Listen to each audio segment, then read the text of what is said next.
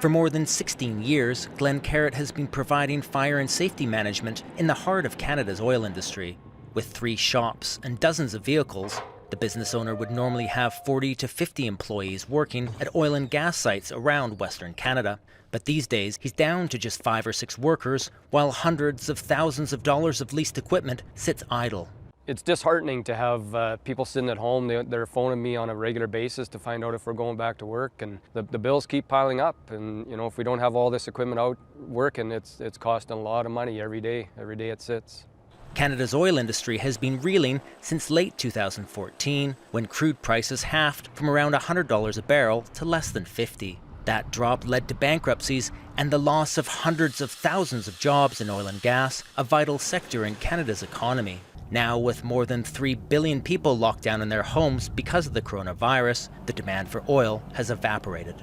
Prices for Western Canadian Select, Alberta's benchmark heavy oil, have plummeted to less than $5 a barrel over the past few weeks. If prices don't rise substantially, the impact on oil workers here could be devastating.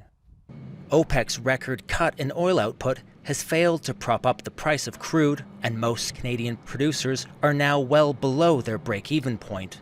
We have called it a perfect storm, and in many cases, you know, the folks that I work with who have been through many different cycles in this industry, quite frankly, have never seen anything quite like this, and I don't think anyone will quite possibly ever see anything like this again.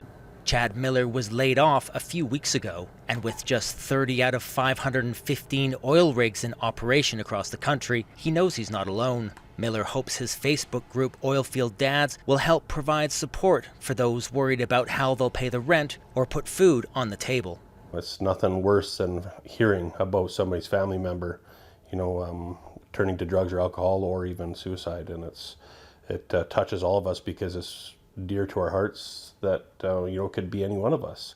Last week, the Canadian government announced a $1.7 billion aid package to try to save thousands of energy sector jobs. But with oil storage facilities already close to capacity and demand at historic lows, the worst may be yet to come. David Mercer, Al Jazeera, in central Alberta, Canada.